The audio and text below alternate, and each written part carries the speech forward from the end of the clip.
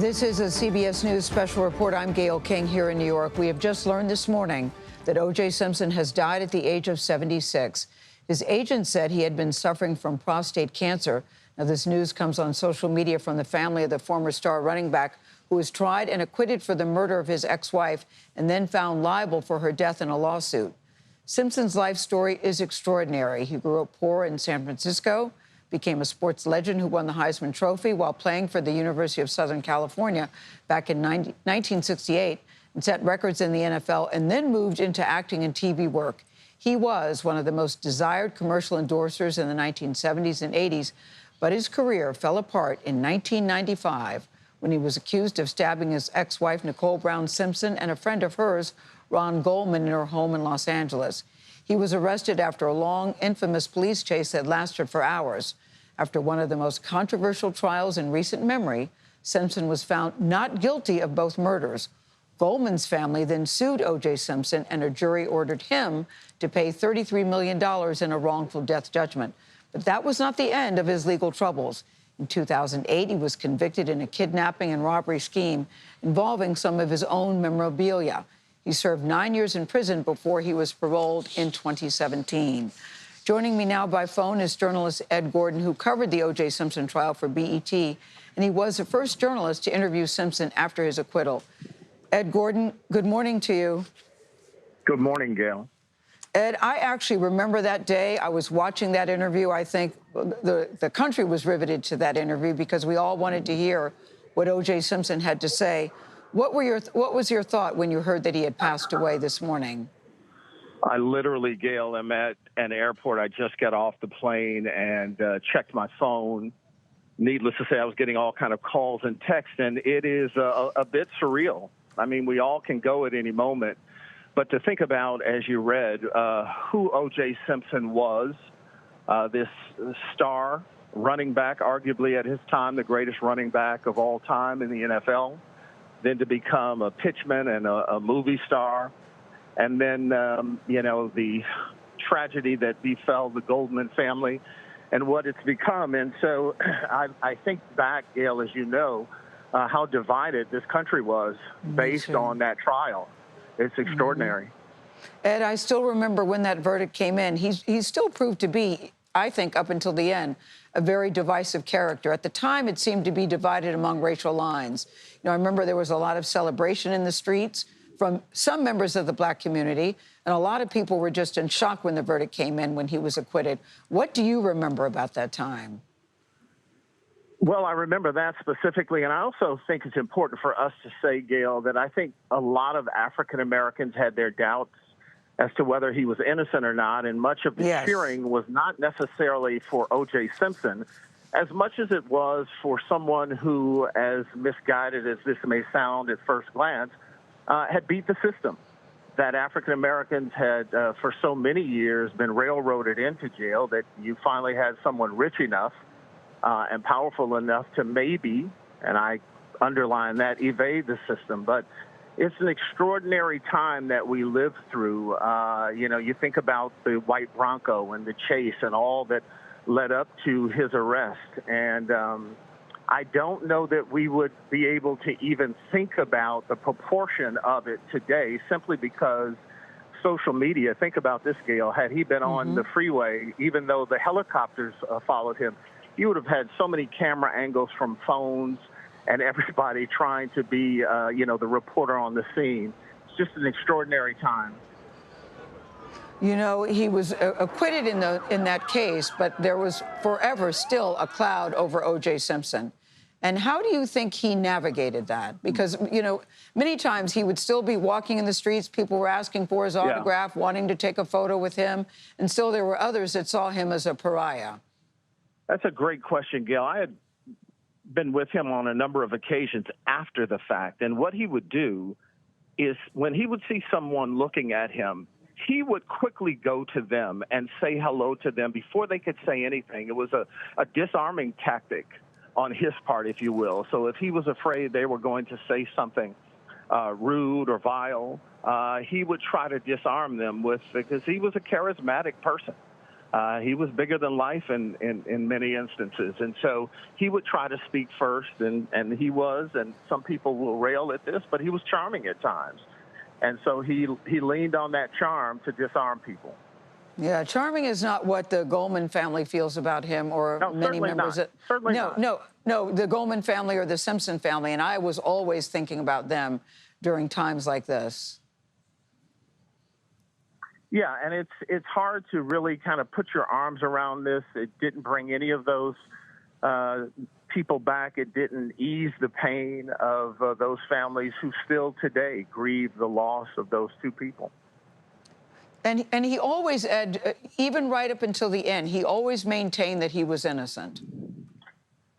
He did maintain that, as you say, until the day he passed away. And he was quick to suggest that he always was, in his words, searching for the killer. There were those who will suggest he never did that. But he did maintain he had absolutely nothing to do with it. And as hard as that is to believe for many people, and you think about this, Gail, for as long as it's been since those gruesome murders, O.J. Simpson remained, up until he died, the face of a murderer for many. Even today, there will be comedians who will use him as the butt of a joke. And so it was something that stuck to him until his last days. Ed Gordon, thank you so much. When I got the news, listen, we had heard that he was sick and that he'd been sick for a while, but it was still very jarring to get the news because it just brought back all the memories about that trial. And I still, to this day, keep thinking about the tragedy of the Simpson family and the Ron Goldman family. Thank you, Ed Gordon. Thank you for talking with us this morning. Just a reminder, we are remembering O.J. Simpson. He has died at the age of 76. His agent said that he'd been suffering from prostate cancer. O.J. Simpson's family said that he was surrounded by his children and his grandchildren when he died last night. There will be more coverage on our streaming service, CBS News 24/7, and tonight on the CBS Evening News with Norah O'Donnell. Many of you will now return to CBS Mornings. This has been a CBS News Special Report. I'm Gayle King, CBS News here in New York.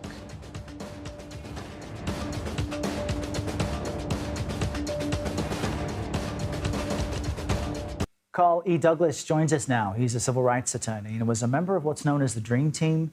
Those were the folks defending O.J. Simpson during the murder trial. Carl, I just want to get your reaction to this news of the death of O.J. Simpson, and perhaps you can share with us your experiences with the man. Well, first of all, thank you so much for having me on your show this morning.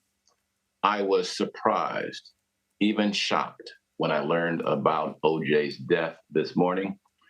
He had a very complicated legacy, and I'm sure that while some will only remember him as someone who was accused of 2 brutal murders, as you stated, I knew him first as a football star here in Los Angeles when he starred at USC.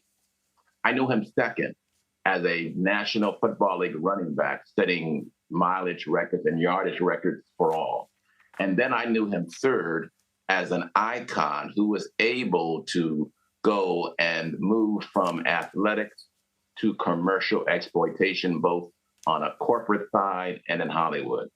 Before Michael Jackson, before Tiger Woods, there was O.J. Simpson running through airports and highways, hawking cereal, cars, and rental-car agencies.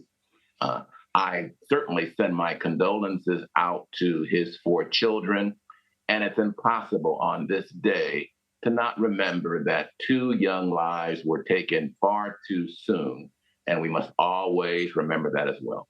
Yeah, I appreciate that, Carl. I appreciate also that, as you point out, the different lenses from which people had that touchstone to O.J. Simpson in many ways influenced how they felt about him.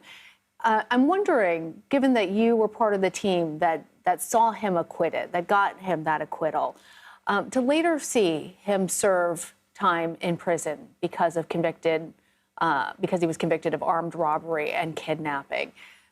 As people are trying to process even that, I'm curious about how you processed it when that happened. I was devastated years later when I heard about his arrest in Vegas. But at the same time, I believe the sentence that he received in that case was a payback for the acquittal that we obtained in Los Angeles. The crime that he committed in Vegas was probably a 2-year crime dripping wet.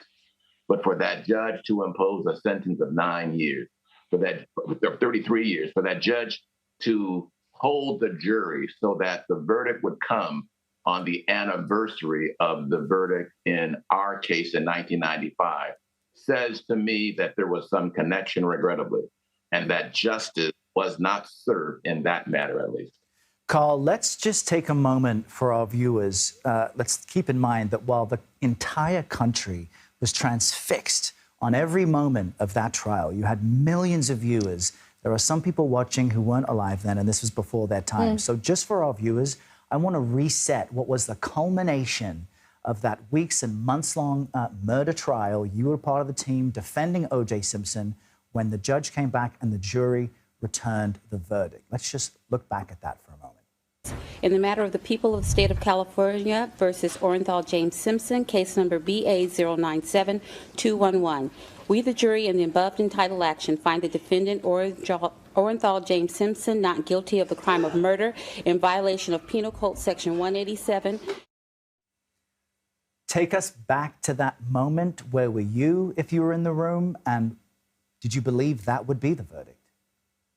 I was sitting inside the well right by the swinging door, right in back of Lee Bailey, who was at the front desk. And let me tell you, I've only cried out of joy 2 times in my life.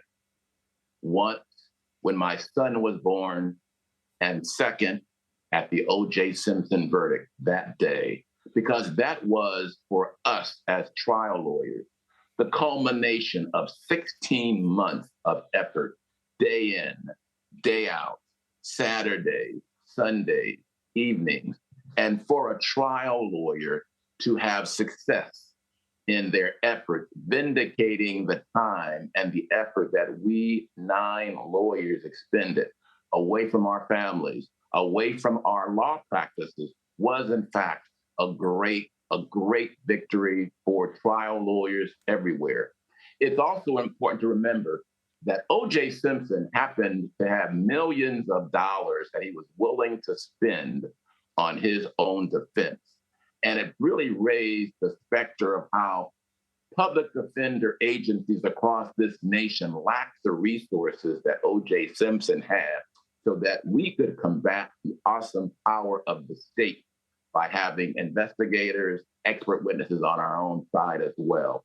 And it takes that level of resource for public defenders nationwide to be able to combat the awesome power of the state. So that case, I think, was a bellwether for that as well. And Carl, I think that that is an excellent point, because he was the most well-resourced in order to try and afford the dream team and be able to hire the best attorneys and have that time. And other defendants don't have that.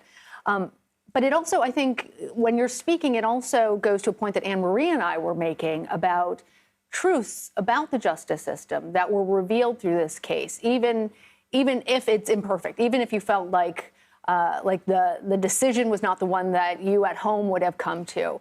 I'm wondering if you can talk a little bit, especially as a Black attorney, being in front of America, as were other members of the Dream Team, trying to defend this Black man who had become a celebrity that was adored by the public, regardless of race.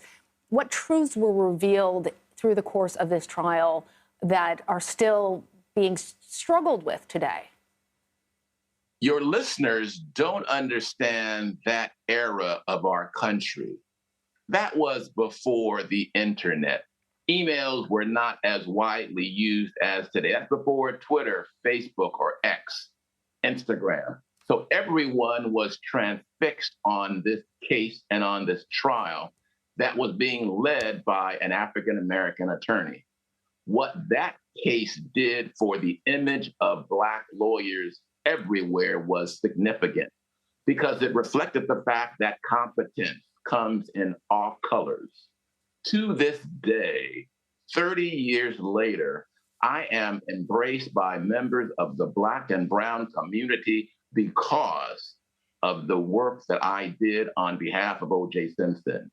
For decades, centuries, Black and Brown people have believed that the system did not work for us, that racism was permeating our system and making it impossible for justice ever to be found by Black and Brown defendants.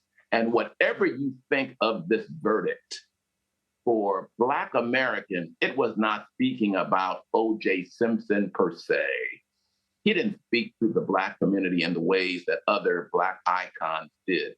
But for the system, for Black lawyers to be successful, for people to believe that at least once in our history, the system acknowledged the excellence of Black lawyering, that was a watershed event for all of the country to observe.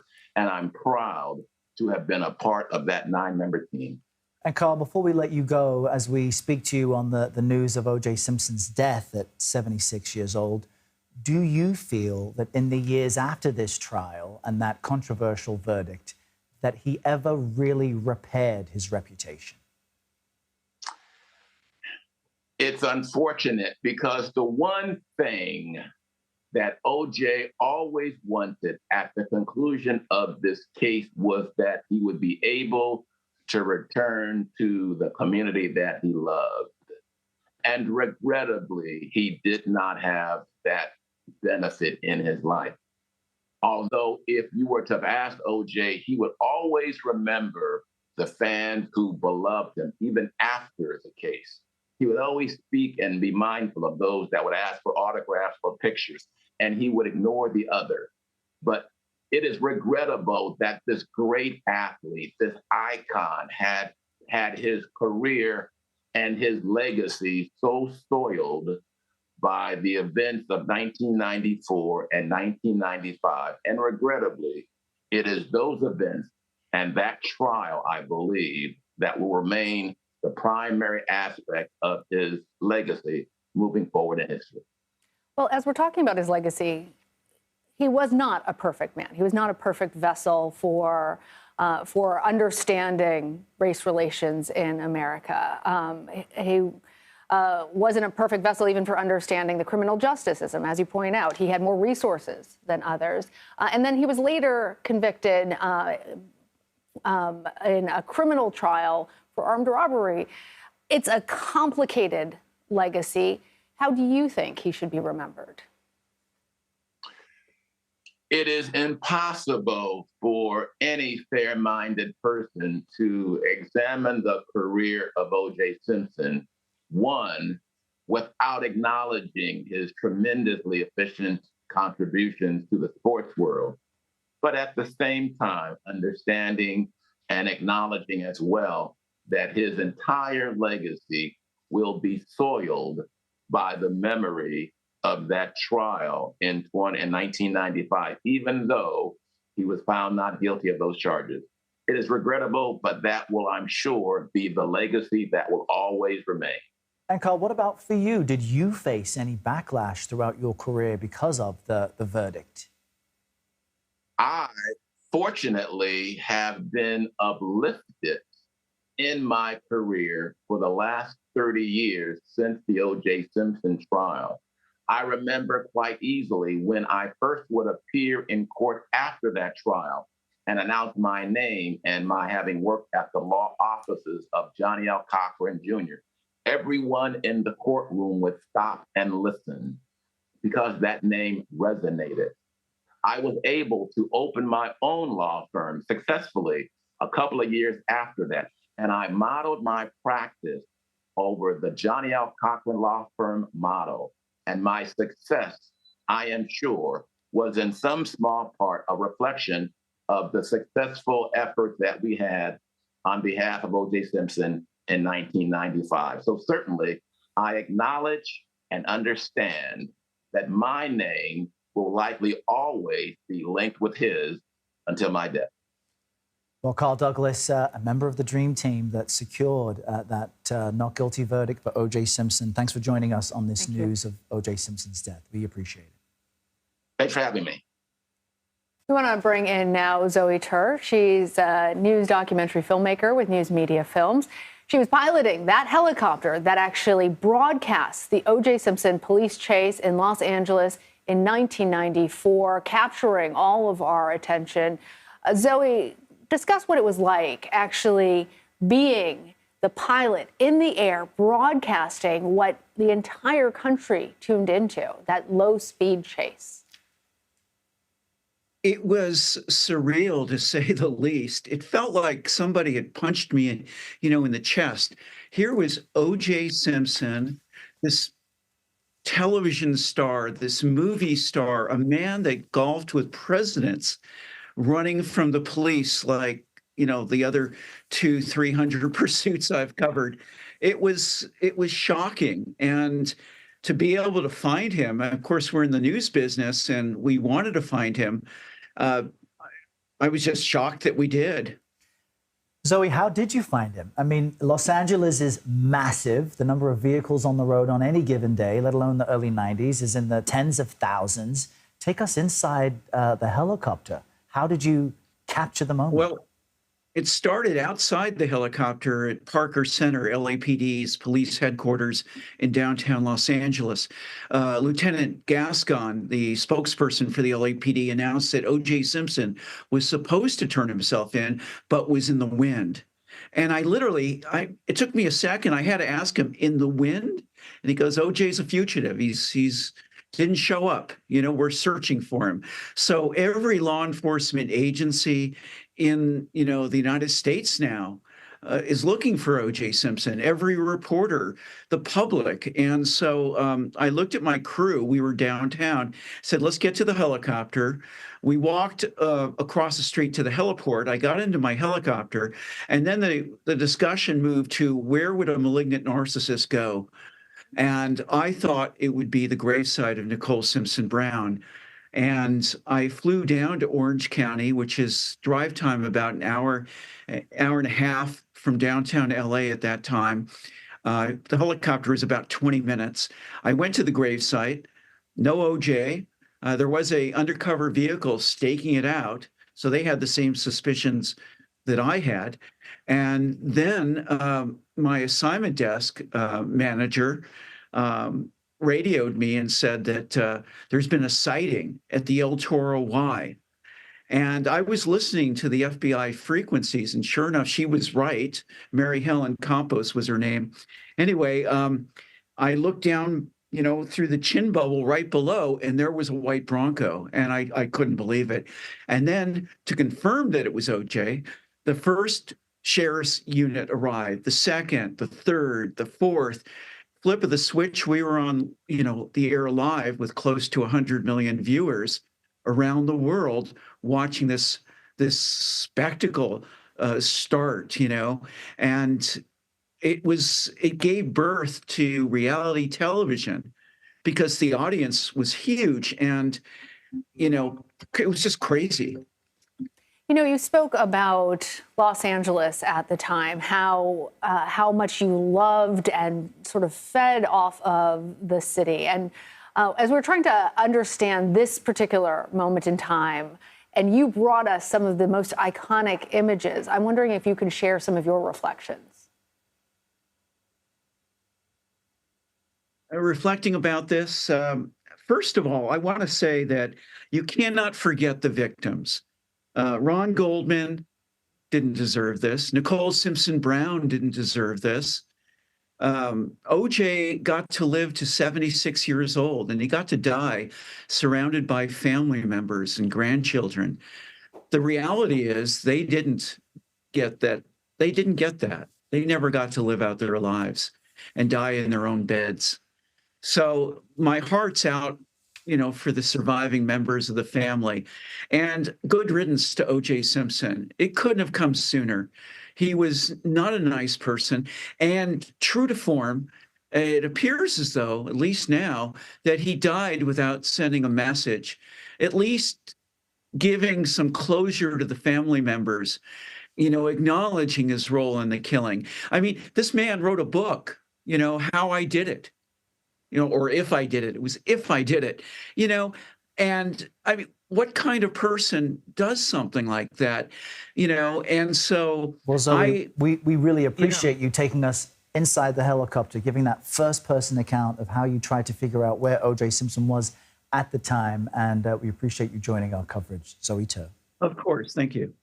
We now want to bring in Jim Newton. He's a former editor-at-large for the Los Angeles Times and was the lead reporter on O.J.'s trial in the early 90s. He interviewed O.J. in February of 96 and nearly came to blows with him, we understand, according to a follow-up article written years later. Jim, what's your reaction to this news and the legacy O.J. Simpson leaves behind?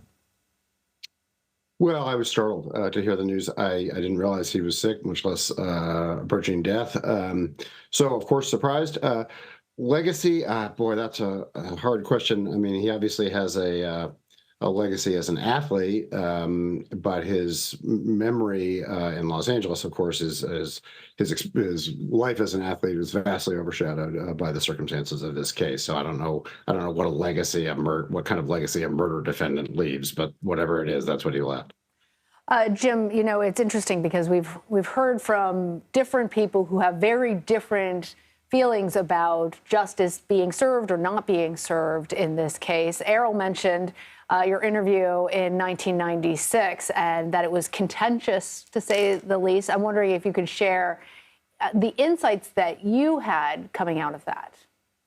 Yeah, it was a strange episode. My colleague Henry Weinstein and I were sitting in the newsroom, and Simpson actually called into CNN to say something, and he said something about coverage and was complaining about coverage. And our lawyer, Carlene Galler, suggested that we should just drive over to his house and talk to him about it. So we did, and he let us in. And we talked for quite a while there in his breakfast nook. It was contentious. He had complaints about coverage. At one point, he tried to take my tape recorder because he was worried that we would sell the tape. That's when we sort of got into it because I reached up to get it back. And I must say, I thought for a moment that we might come to blows. And my first thought, I guess because I'm a newsman, was that Henry would have a great story about it. But it's actually the only time I ever sat down with him one-on-one, despite the fact that I was in the courtroom for many months, just a few feet away from him. And Jim, what I think is interesting is in coverage of O.J. and even in discussing now his death, you kind of have two topics. There's the man himself, who he was, the imperfection, the criticism, but also the fascination over that trial and what it says about the United States and the rest of us. As a reporter who covered that trial at the LA Times, what did the trial of O.J. tell the rest of Los Angeles and the country about itself? Well, those are the big questions. I would say it's important to remember that the Simpson case unfolded here in the immediate, just less than 2 years after the beating of Rodney King, I guess 3 years after the beating of Rodney King by LAPD officers in Los Angeles. So issues of policing and race and racial justice and excessive force, all were they were certainly at the center of my coverage and very much at the center of civic life in Los Angeles. And so I think it's important to realize that because this case unfolded with that still very much in the air, we'd had a riot over those issues. When there were allegations by the Simpson defense team that the LAPD could have framed Simpson or focused exclusively on him, a prominent black man, those were not to be taken lightly at the time. And so I think as the trial played out, we saw stark racial differences in the way people received and heard the evidence in that case. And so it was certainly a reminder of the deep divisions along race and class in Los Angeles, and I think in the country at large. Jim, as you're going back in time and thinking about how you covered this, is there anything in particular that jumps out to you about, wow, if I knew then what I know now, I would have done something differently, or even that becomes so much more important now as I think back on things? Yeah, I don't have, maybe I should have something that I feel like I should have done differently. I'll tell you what really sits with me all these years later. I was in the courtroom the day the verdicts were read. And I remember Simpson and the defense teams kind of sense of triumph and victory. But what really lodges in my memory is the sound of Kim Goldman bursting into tears. And, you know, for all of the trappings of sort of a circus, there was kind of festivity around this trial almost. There were people selling T-shirts and things outside. That moment always brings me back to the real story here, which is this was a brutal double murder with real victims who never ultimately got the closure they were seeking. Jim Newton, we so appreciate you giving us some insight from your point of view. Thank you very much. My pleasure. Simpson made the NFL Hall of Fame after an 11-year career with San Francisco and Buffalo. He was also infamously at the forefront of a major criminal trial in the 1990s after he was accused of murdering his ex-wife, Nicole Brown Simpson, and her friend, Ron Goldman. Perhaps that trial has overshadowed any of his accomplishments on the field or during his broadcasting career as well.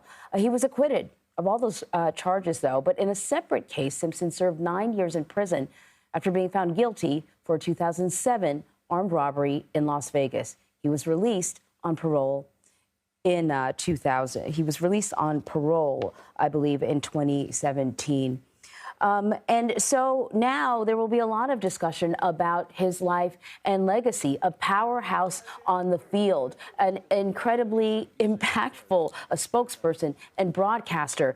But the trial for the murders of Nicole Brown Simpson and Ron Goldman is what looms large. The entire country was transfixed, not only when there was news of the murder, but on the day that he was supposed to turn himself into police, he slipped away and embarked on this hours-long slow-speed chase in the back of that white Bronco.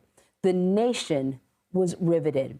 The chase was covered on cable news, followed by helicopters and news cameras, and really, the entire nation stopped to watch this unfold. Eventually, he returned back to his home, and the reports are that he was given a chance to go inside his Brentwood home, drink some orange juice, and then turn himself in.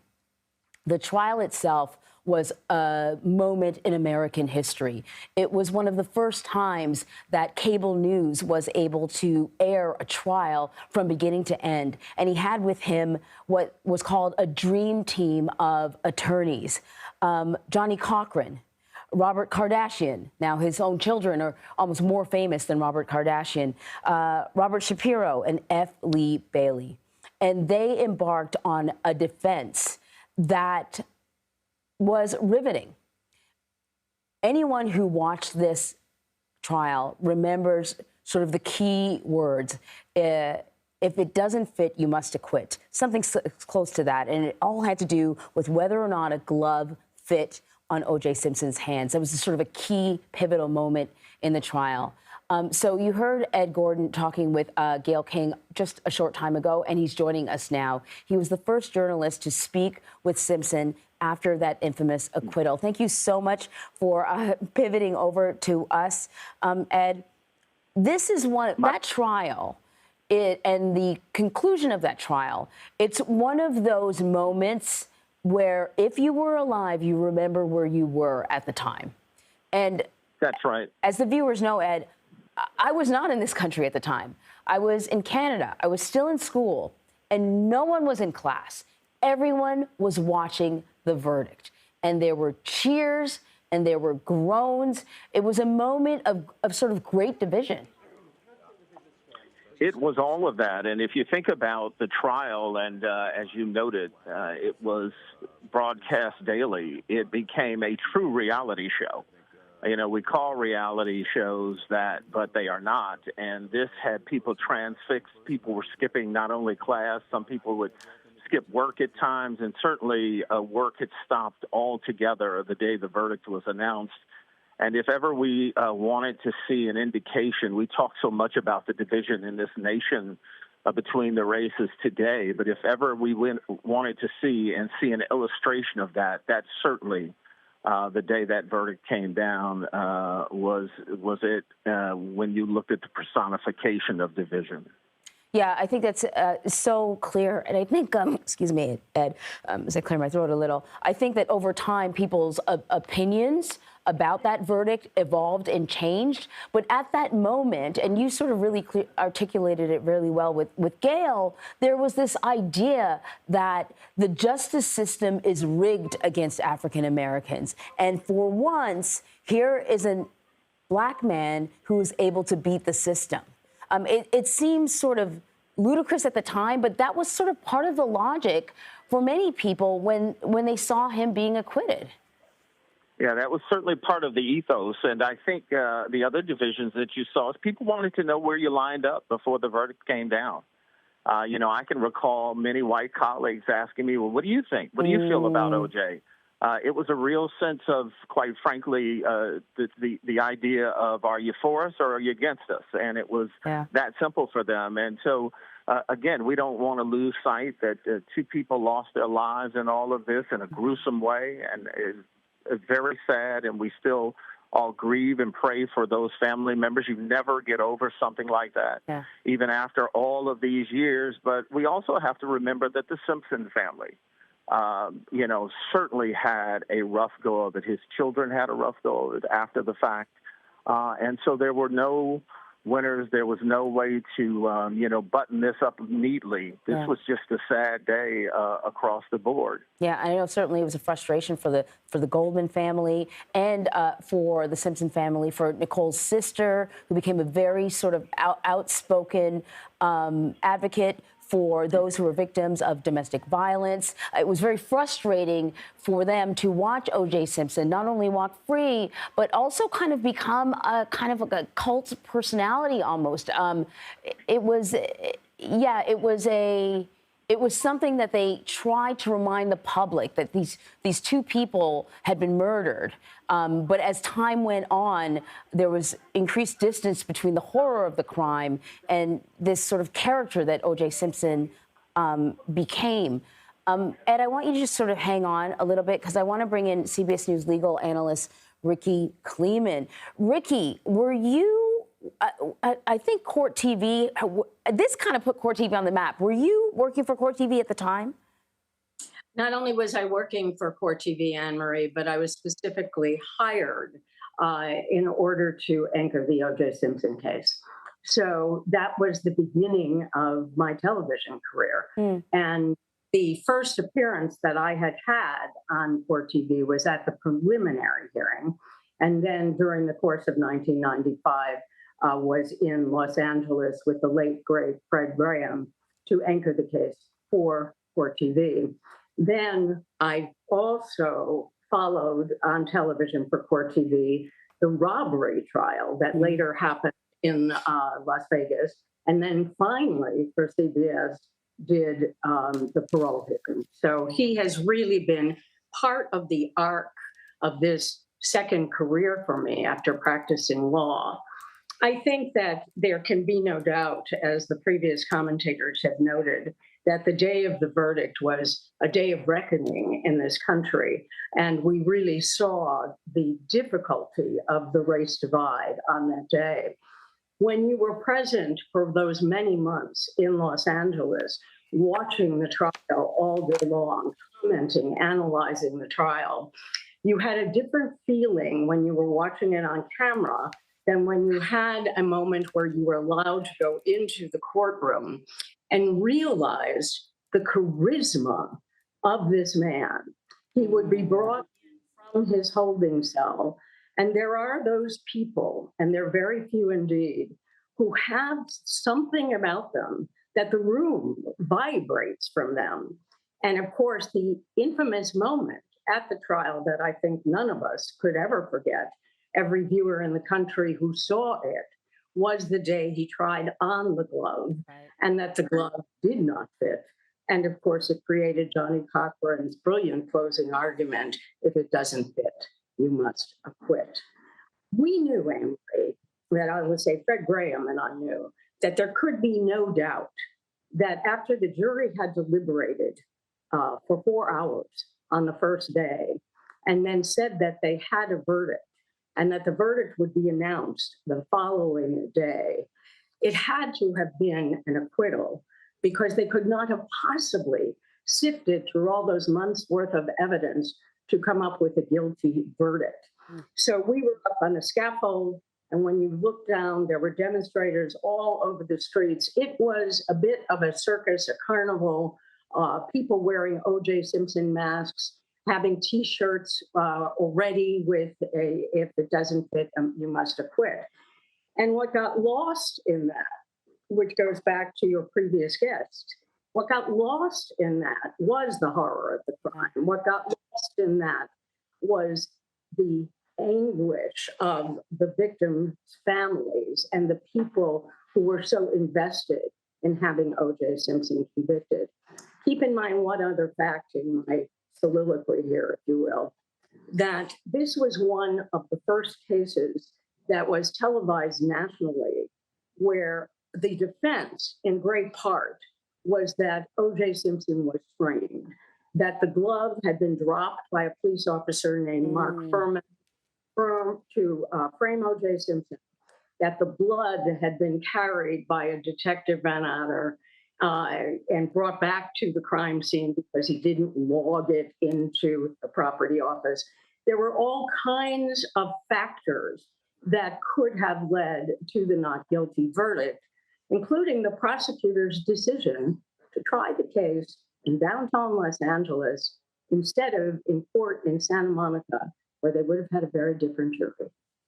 I'm so glad that you brought that up, Ed, that you brought that up, Rikki. And I want to pivot over to Ed to add like a little more kind of historical context, because, you know, Rikki brought up Mark Furman, and that became kind of a whole other conversation about the LAPD, about the relationship that the LAPD had with the African-American community. And I think that also added to the feeling that many people, many Black people felt about O.J. Simpson's acquittal.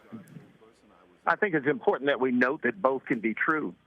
As we look back historically on the way that the crime scene was handled, Van Adder and the others, and certainly the baggage that Mark Furman brought to the table, you know, all became part of the mix. You know, if it were a Hollywood movie, people would say, well, that's just way too much. Yeah. And so certainly the dubious relationship that the LAPD had with African Americans over the years had to factor in people's thoughts of, you know, it being believable that some of the things that were whispered about that possibly could have happened, a frame up and the like, could not be dismissed easily.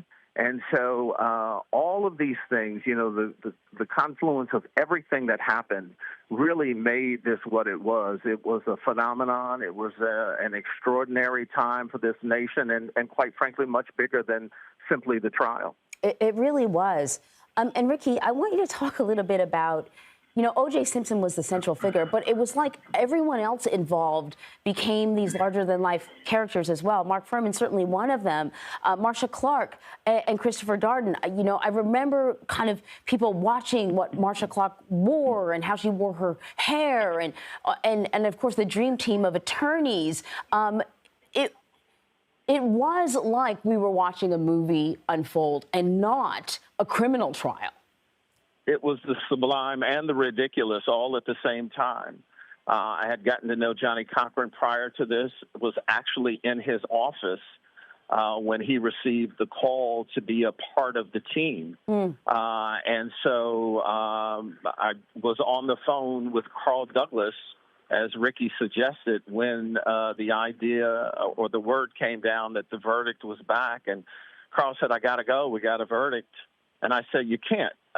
Like Rikki, I thought, how could they have a verdict this quickly? And he said, I'll call you back. And he hung up because they had to get back. He had left thinking, okay, they're not going to come back this quickly. Yeah. So many people had to rush back to the courthouse. And so, you know, I don't think anyone who wasn't born or wasn't old enough to recall what this was, I don't think we can fully articulate and explain the chokehold that this trial and this murder and these incidents had on this nation and on the world, quite frankly. Yeah, you know, Ed, I think you're spot on with that. And as both of you are talking, there are these images that are kind of coming back to me, right? Of course, the image of O.J. Simpson trying to fit this glove on his hand. When the announcement of the acquittal happens and O.J. Simpson's face and Johnny Cochran's hand on his shoulder and Robert Kardashian's face at the time, because I remember the conversation was that Robert Kardashian almost looked stunned, like he himself did not expect that verdict. Rikki, I'm wondering if you got a chance to talk to any sort of, in your career, any of the members of the Dream Team about what it was like to participate in this trial. I was friends before the trial, during and after the trial with both Barry Scheck and Peter Neufeld, who were the science guys. And this was a trial in great part based on DNA, having to do with that blood sample and where blood should have been and where blood wasn't and where blood was. They were friends, as I say, for many, many years and still are. Johnny Cochran and I became friends during the trial. We had an extraordinary friendship and then later did a TV show together called Cochran and Company. I was company. And Johnny Cochran came to my surprise 50th birthday. And then my husband and I think we would say we were quite honored to be on the guest list for Johnny Cochran's funeral, which was one of the most amazing things I have ever witnessed. And of course, Johnny Cochran was a civil rights lawyer. He was a women's rights lawyer. He was a champion for people who did not have money and fame. And when he was at this funeral, of which there were literally thousands of people, both outside and inside, and you had people outside Johnny Cochran's funeral with one of many of Johnny Cochran's books who were weeping. It was an extraordinary display, particularly of the African-American community, of what he meant to them. Mm-hmm. And the answer to your question is yes, I have spoken with those people about how they reacted at the time of the verdict. But what happens in a private conversation of recollection is that I think, as Ed says, people were stunned on the defense team, and yet they knew because of the length of the deliberation and because of the power of Johnny Cochran's closing argument. And as I mentioned, the charisma of Simpson trying on that glove as close to the jury pool as about a foot away. And he went from juror to juror, that all of those things were going to bring back an acquittal. Yeah. Ed, over the years after the acquittal, yes, he had a huge judgment against him for wrongful death, millions of dollars that he owed. He had to start selling a lot of his property to try and raise some of this money to go to the Goldman and I believe Simpson family, but certainly the Goldman family. And then there was this kind of odd spiral. He wrote a book, If I Did It. He, at one point, sort of dabbled in kind of like a prank show. And it felt like when it came to the general public, there was a reaction to the verdict, and then slowly people were like, can you just go away? Can you stop talking? You knew O.J. Simpson. I'm wondering, did he ever kind of speak about kind of his evolving, the way the public sort of approached him and felt about him, the way it has changed over the decades? Well, I think that people have to realize he knew he was a pariah. And when we think about the idea of some of the things that he did after the fact, there was a need for him to also make money, quite frankly. And so some of the things that many people saw as in poor taste or dubious, some of that was simply that he felt like it's not like I'm going to get a corporate job. It's not like people are going to look at me. And he told me this. We were looking at doing another interview with him, and I sat down at dinner with him to try to convince him. And he said to me, it's not like people are forgiving me for this. It's not like the justice system in this country says if you go through trial and you are presumed innocent at that point, at least the verdict came down that way, that you should be allowed to live your life. And he understood that did not apply to him. Why do you suppose, though, and for many people, he would have been treated as a pariah, but for many people, he was still somewhat of a celebrity. How was he able to hang on to that? Well, I don't think it's him hanging on to it. I think it's America's obsession with celebrity. And as I said to him at dinner, because people were coming over asking for his autograph, and this was, years after the trial, and he talked about still being famous, and I said to him that night, you realize that it's more infamy than fame now. But either way, you still get the adulation or at least the attention from people. And I think that was less on O.J. He treasured being a celebrity before this. He certainly did not mind it. But I would say that I think speaks more to people than it does O.J. Rikki, I want to talk about another personality that was kind of forced into the spotlight, the judge in that case, Lance Ito. And I'm trying to recall sort of how I felt about him at the time, but I think he received some criticism, which is inevitable when you're dealing with such a high-profile case. Lance Ito is really the primary reason why many states and perhaps the federal system as well has tried to keep cameras out of the courtroom. If anyone was enamored with celebrity at the time, it was Judge Lance Ito. And one of the clocks that we would keep track of at Court TV was the clock of how many minutes per day that court was actually in session with the jury, and how many minutes per day Judge Ito was in his chambers having conferences, that's a kind way of putting it, with celebrities. I remember the day, for example, that Barbara Walters came to court, and so he invited her back, and they had conversations, and everyone is waiting for the trial to continue on. He was really fascinated with his own. 3 or 4 more minutes. So interesting. You're bringing it all back to me now. I want to bring in one more voice for us. Bring in Entertainment Tonight co-host Nischelle Turner. She's joining us now on the phone. Nischelle, we have been talking about O.J. Simpson's life, but, inevitably we're talking an awful lot about the trial, not just the crime, but also the cultural moment that occurred during this trial and the evolving cultural character, I guess, of O.J. Simpson. It's sort of hard to sum up, and it's really hard to explain if you weren't kind of really paying attention back then, because the way people have felt about O.J. Simpson has changed radically since, his time on the football field to now his death.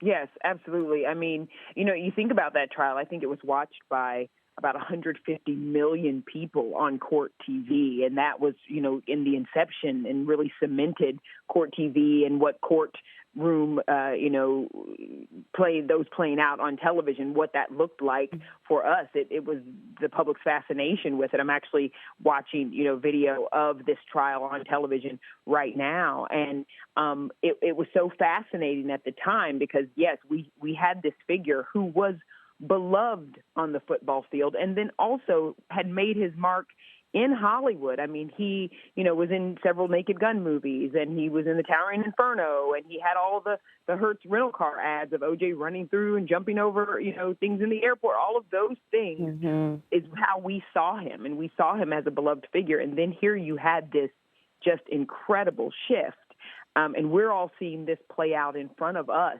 on television, and it became also a bit of why we are such a voyeuristic society, and in Hollywood as well, because we were consuming all of this on a daily basis, and no one could get enough. No one could get enough of seeing this.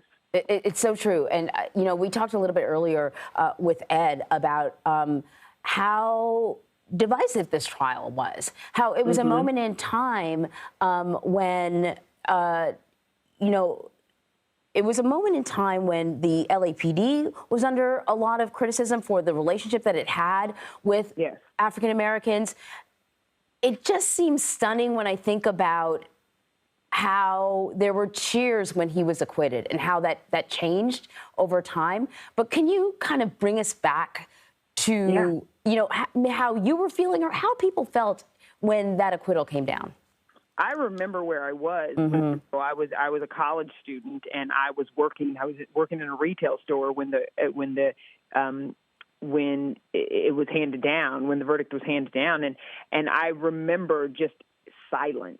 Because I was also working in a place where there weren't a lot of minorities, and it was just silence. But what I remember distinctly was that split screen of people watching, and there were people. I think it was like in Inglewood, and then there were a video of people somewhere else, and it was like black people and white people, and just the dichotomy of the two reactions. I still remember that's burned into my head of how, when you saw the community of mostly minority people, there were cheers, and then the community of white people, they were sitting stunned. And you're right, that sentiment has changed over time, but it was all part of what the division was in the country at the time, because we had seen, the Watts riots, we had seen the 92 riots in L.A. from Rodney King, and we had seen like these images of police brutality and what people felt like how black men had been treated. So then here you have this black man who may not have been connected to the black community and of his own doing and of his own, saying, may not have really been connected to the black community at that time, but the black community still felt like he's one of our own, and they connected to the police brutality part of it and what they saw as an injustice in a lot of ways with the system, and they connected to OJ in that way. And so we saw all of that playing out. And I remember even conversations within my own family, how people were split.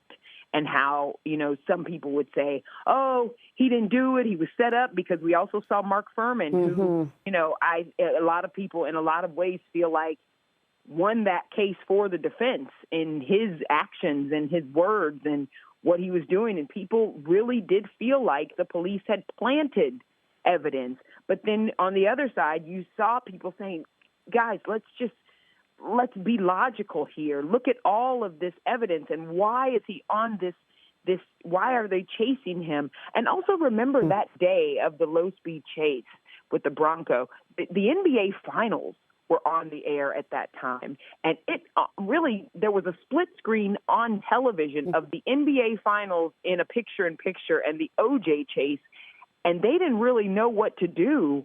Do they air the NBA Finals or do they air the OJ chase? I mean, it was such huge news at that time.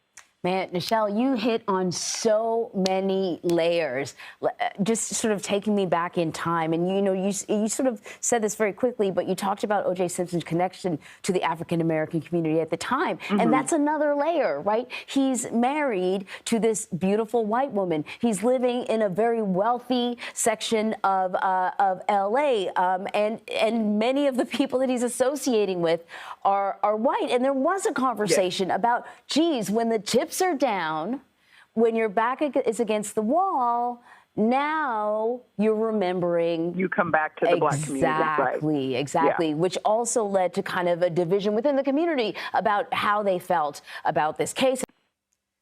So we're going to bring in CBS News radio journalist Allison Keyes. She's joining us now on the phone. She covered the Simpson trial with ABC News back in the 1990s. And I think, we'll just start with kind of like your most vivid memories, because I feel like, Lana, as we talk about O.J. Simpson and his life, there are iconic images like that, him holding up what we're showing, just so you know, him holding up his hands and the glove not fitting, the moment he was acquitted, the image of Nicole Brown Simpson with bruises on her face when they was talk about, the domestic violence that she endured. So I want to ask you, Allison, kind of what are the images that come flooding back when we talk about this?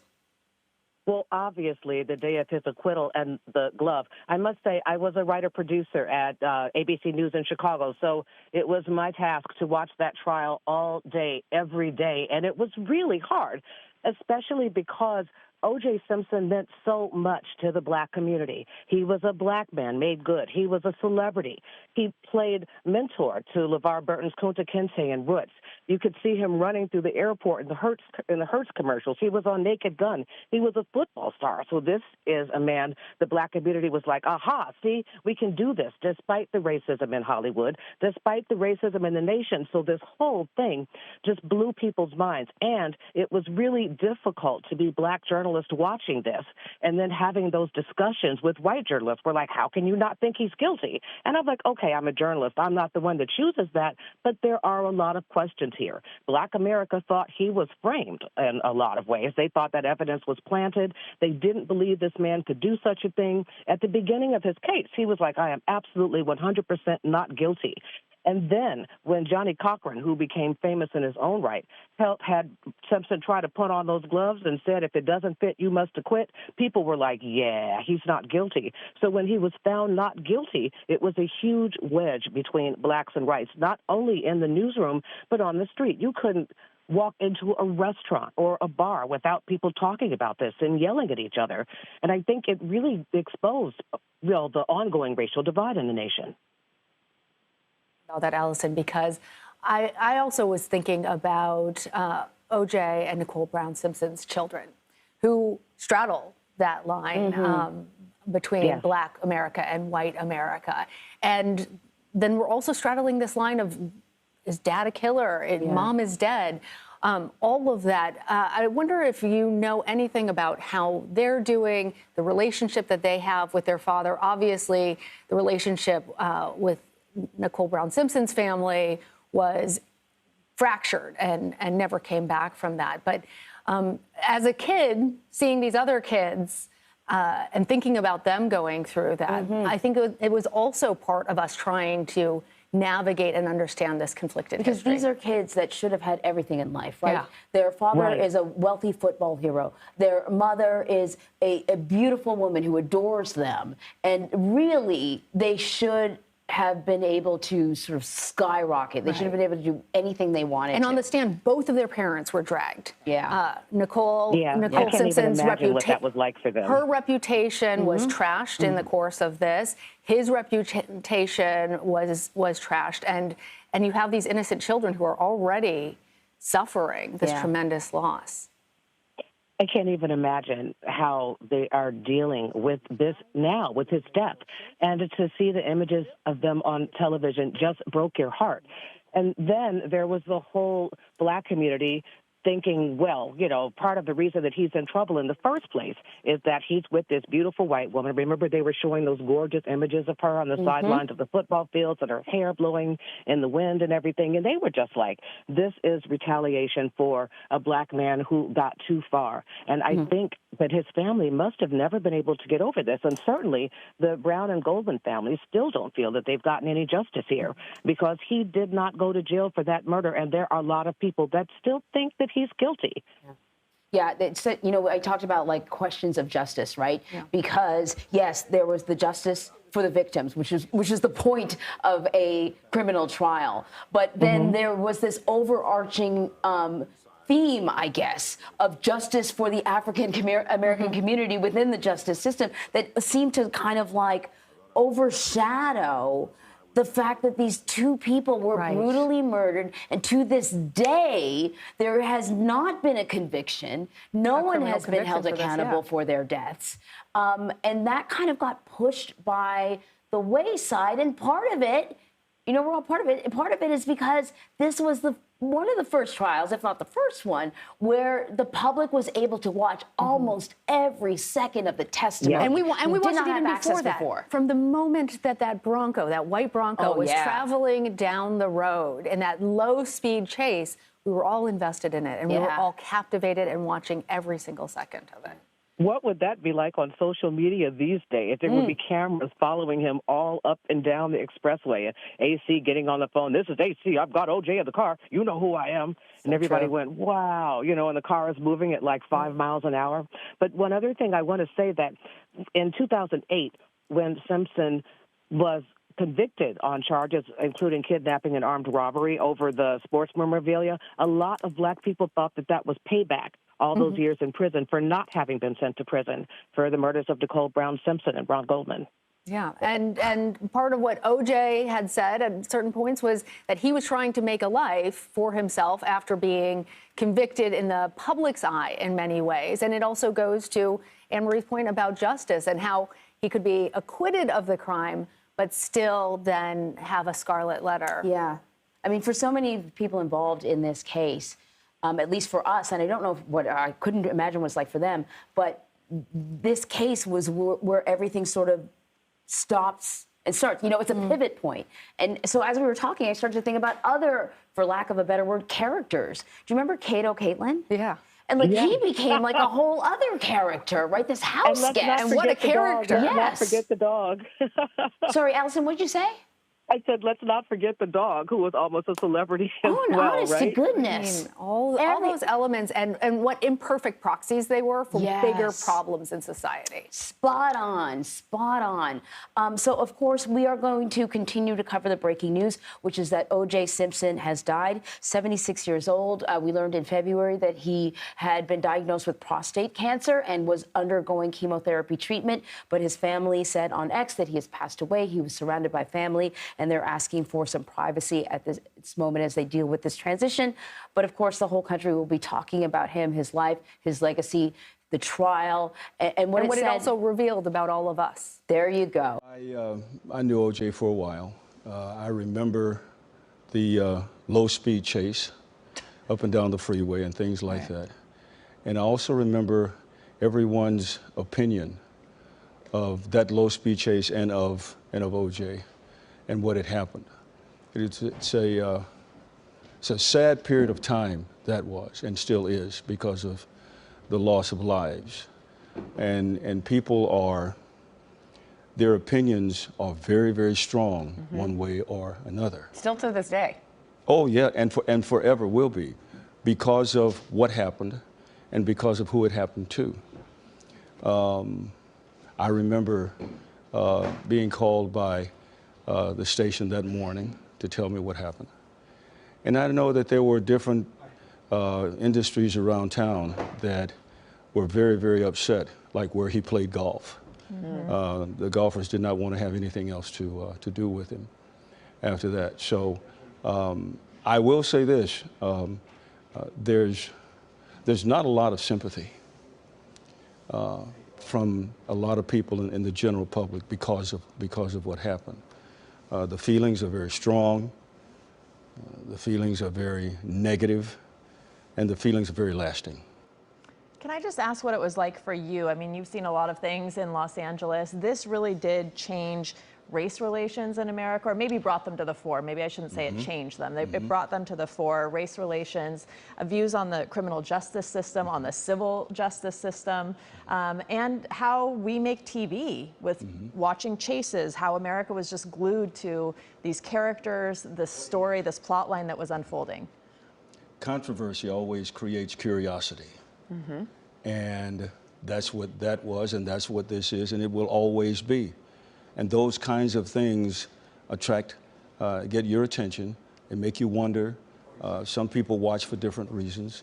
Some people watch because it is a story. Some people watch because they know the people that are involved.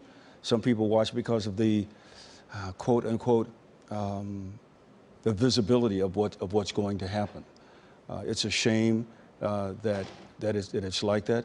But there's this saying, it is what it is, and that's what happened here. Well, you know, it's so interesting. Being a sports fan myself and having so many different sports figures that we talk about, we lift these people up in such a huge way. And OJ was one of these people that America celebrated. He was, you know, as a football player, right, before any of this happened. You hadn't really seen someone like him where he went from the football field. Now you look at the Travis Kelce's of the world who cross over and now he's hosting a game show. But OJ went from being a Hall of Fame football player player, up for the Heisman Trophy, all these awards in different areas of football. But then he goes on to make 20 movies. Sure. He's part of pop culture. He's part of, being a pitch man. And we bought things or wanted to align with companies because of him. Can you just talk about that period of time and then what it was like for you to see just such a shift in people's minds of who he was? Sports is something that we all can relate to. Mm-hmm. It's so exciting. Just look at, we get the Super Bowl coming, and we got the Masters coming, and those kinds of things. And when you think about those events, you think about the individuals who are participating in those events. And those individuals who participate and they have an outstanding performance, they're put up on a pedestal. And they get commercial endorsements and things and they should. Mm-hmm. Some people take advantage of those situations. Others just kind of accept it as a part of life. This is a very sad story because of the lives that were lost here. Many people have many different things to say about it. It's just, I remember it, and I remember it with great sadness because of the lives, as I mentioned, that were lost. But when you attract a lot of attention and a lot of publicity, there's a lot of curiosity, and then along with that comes a lot of commercial endorsements. And when you have that, sometimes that makes people feel that they are better than maybe somebody else. And we're just talking pure facts right here. We're all the same. And when you look back on this tragedy, it is sad. It is really sad, and it should make us all think about how we conduct our lives every day with our fellow mankind. All right. Well, Jim, thank you so much for being with us. We really appreciate your perspective. Where were you the day that the verdict was read? Do you remember? I think I was in school, and I think everyone turned off stopped class and turned on the TV and just watched. It was such a cultural moment, and we have veteran journalist David Goldstein, who actually covered the infamous double murder trial of O.J. Simpson. Thank you so much for being with us. Sure. Can you take us back, having covered this, as to the 1990s here in Los Angeles? This ended up being a moment where I think it revealed there are two Americans when that verdict was read. One cried, one cheered. Take us through. Yeah, it really was a slice of life for what was going on in Los Angeles at that time. Big distrust between blacks and whites in the city, and this trial sort of brought it all to a head. People were, your friends would, you would lose friends, win friends over this, what people thought about his guilt or innocence. And it was an amazing time in the city, because while it was this one trial, it really showed the problems not only in Los Angeles, but in cities all across the country, the distrust of people in the criminal justice system. So people were just riveted, and obviously because O.J. Simpson was, prior to that, famous for being an athlete, a spokesperson, an actor, and just somebody who a lot of people admired. Yeah, it was about race, justice. It was also about wealth, right? Mm-hmm. About whether if he had all this money and the stature and power and celebrity, would he have been found, been exonerated. It was also a time that really created this huge media circus. I think 95 million people watched the infamous slow-speed Bronco chase. Yeah, no, everybody was watching that. Everyone was watching the trial. At KCAL, we covered it live, gavel to gavel, and I was down there at the courthouse every morning at 8:30. I was sort of moderating that whole trial, and people were watching. I would leave and go home or go to a store. Everybody was asking, what's going on? What did you see in the courtroom? What didn't we see in the courtroom? So many people were watching this. And you just showed Ron and Nicole, and the tragedy here is that two families lost loved ones here. They had to live through this whole circus of a trial, and obviously to this day they're still living with it, and that's the tragedy that sometimes people gloss over in this case. Well, and that's, if people are just joining us, we should go over a little bit of the timeline. You think about O.J. Simpson, 1985, he was inducted into the Hall of Fame. He was this famous football player, charismatic, good-looking, acted in about 20 different movies and films. He was a pitchman. You remember the Hertz car commercial? I don't think people ever forget of him racing racing through. And then in 1994, tried for the murder of his ex-wife and her friend, Ronald Goldstein. And what's interesting here, 1995, you know, he's acquitted. And then you flash forward to 2007, where he then is arrested and goes on trial for attempted kidnapping, robbery, this plot, because he's fallen from such grace, trying to still lead the lifestyle he once had, you know, trying to get money pumped into his life. He ends up then going to prison for 9 years. It's remarkable culturally. You know, can you just talk about the impacts you've seen in Los Angeles as someone who, you know, not only covered the trial, but then through all of the developments later on in his life? Well, you know, I think it had a profound effect on the criminal justice system in Los Angeles. The trial, a media trial, cameras in the courtroom. You know, there's no cameras in the courtroom today. There were back then, and the reason the cameras aren't there today is mainly because of what happened during the Simpson trial, and judges and attorneys didn't like the fact that every little thing they said was pieced apart on the news that night over and over and over again. So that changed in the criminal justice system. I think the whole issue of money and somebody who had so much money could, if you want to say this, walk away and win a case that perhaps people thought he was guilty, and it brought home the fact that money could do this. They called it the dream team at that time. He had the biggest attorneys in town, and over and over and over, and he kept bringing another one and another one and another expert, going up against an underfunded DA's office. Nobody could go up against that kind of money and those kind of experts, and you basically had 2 deputy DAs going up against the dream team, and that certainly had a lot to do, I think, with what the final verdict was. It just changed Los Angeles. It brought to forefront the issue of blacks and whites in Los Angeles, and how, as you mentioned, how people viewed this trial differently. Some people cheered when the verdict came down, others cursed it. So, you know, it brought home the differences in this town at the time. And it was just almost made for TV.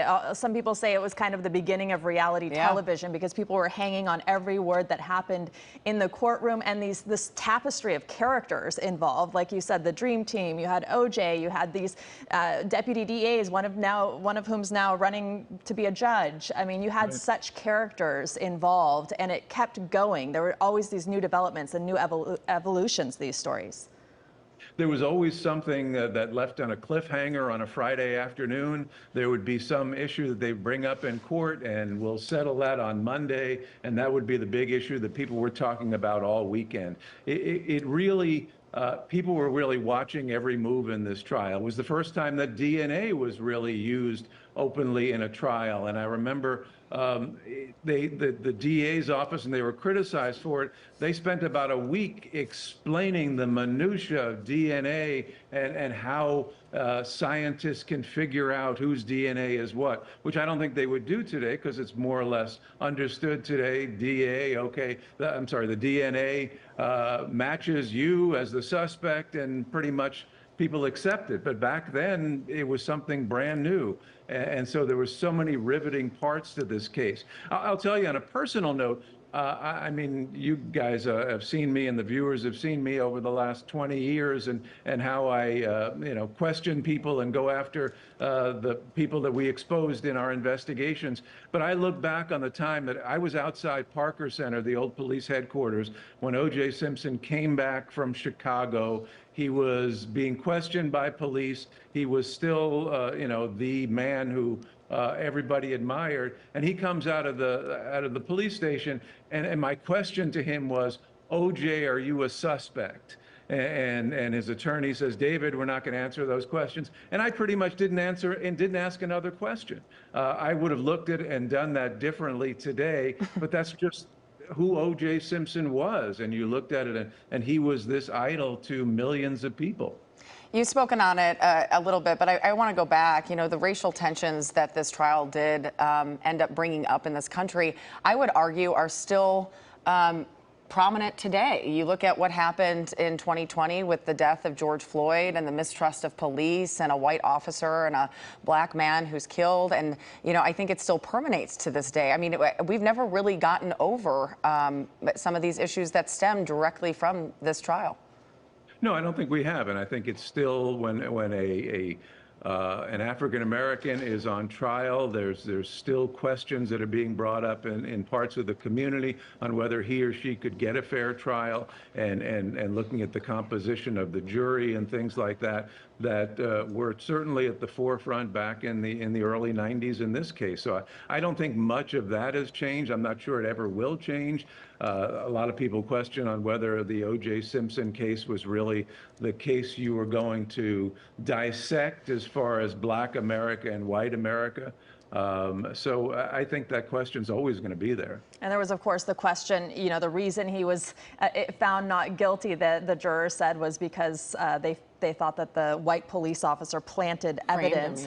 And then, of course, the famous line. I mean, what was your reaction actually being there when you heard the line about the glove? You know, that was a Friday afternoon, because they always came through with these little cliffhangers on Friday afternoon, and I was watching it, and they put the glove on, and the glove apparently, by looks at it, didn't fit. And I remember repeating those words from Johnny Cochran when we went to the break after that. And I think one of the producers in my ear reminded me that, hey, you know, we don't know if it didn't fit. It appeared it didn't. That's up to the jury to decide. But you just get so involved with it as a reporter, and this moment of putting the glove on and the camera right above it, looking down at it, and there's the picture there.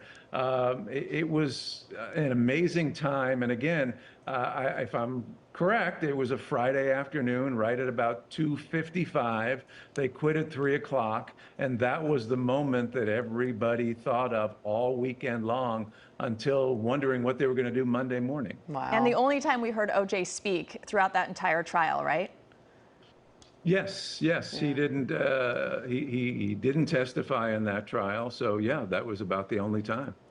Wow, we could dive into so much, the connections to the Kardashians, just what this has done to pop culture, the chases we now cover, and how we do that. There's so much. But David, we're going to let you go. Well, thank you so much for joining us. It's been great having you reminisce, you know, even remembering dates. Coming out of retirement for us, David. Thank you. For you guys, anytime. Appreciate it.